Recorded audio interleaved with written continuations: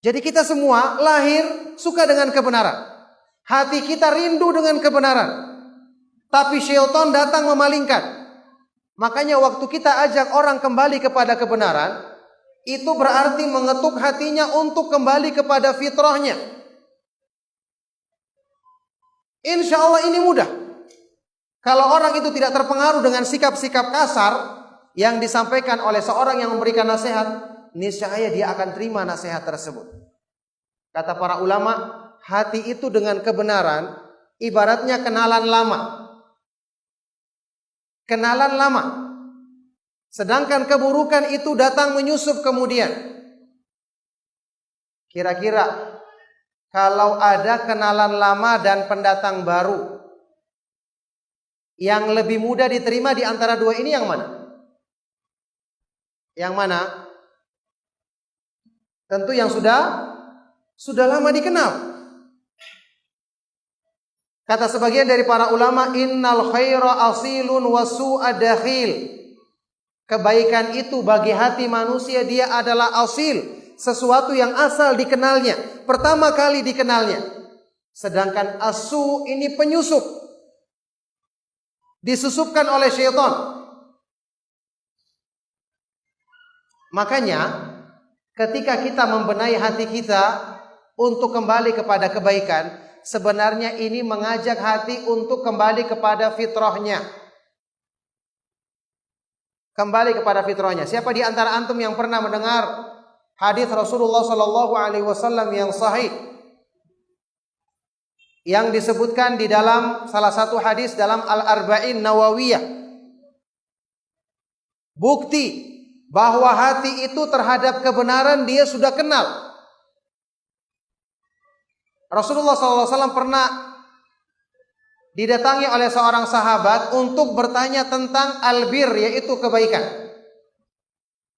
Apa kata Nabi SAW untuk mengenal kebaikan? Beliau bersabda, istafti qalbak, fa innal birra matma'annat ilaihi nafsu wa sakana ilaihil qalbu. Minta fatwa, bertanya ke hatimu, tidak usah jauh-jauh, tanyakan kepada hatimu. Karena kebaikan itu adalah yang hati kita tenang melakukannya dan jiwa kita tentram kepadanya.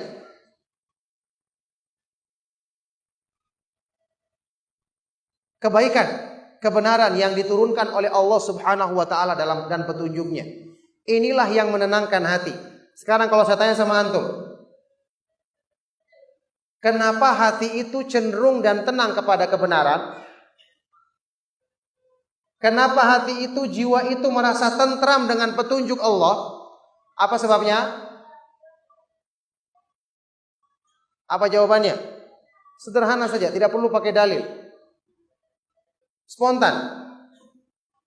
Kenapa hati manusia selalu tenang ketika dia mengenal petunjuk Allah?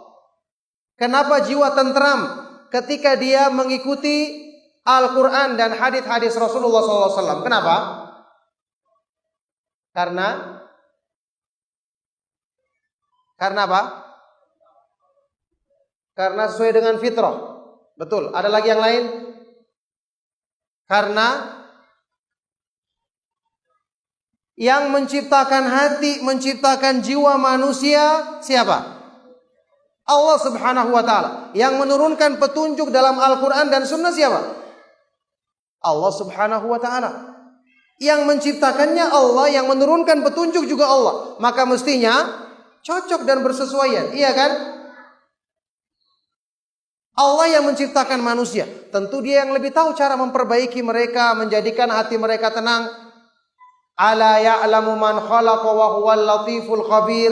Bukankah Allah yang menciptakan manusia? Dialah yang lebih tahu tentang cara menjadikan bahagia dan tenang diri mereka. Dan dia maha halus, lagi maha terperinci pengetahuannya. Makanya manusia dalam hidupnya tidak mungkin merasakan ketenangan yang sejati. Tidak mungkin merasakan kedamaian yang hakiki sampai dia dekat dengan petunjuk Allah meluruskan kembali fitrahnya, menyingkirkan keburukan-keburukan dari tipu daya syaitan yang telanjur menempel di hatinya, yaitu dengan kembali dia belajar agama, membaca Al-Quran dan merenungkan isinya, belajar hadis-hadis Rasulullah sallallahu alaihi wasallam. Allah Subhanahu wa taala berfirman, "Alladzina amanu wa tatma'innu qulubuhum bi dzikrillah, ala bi dzikrillahi tatma'innu al-qulub."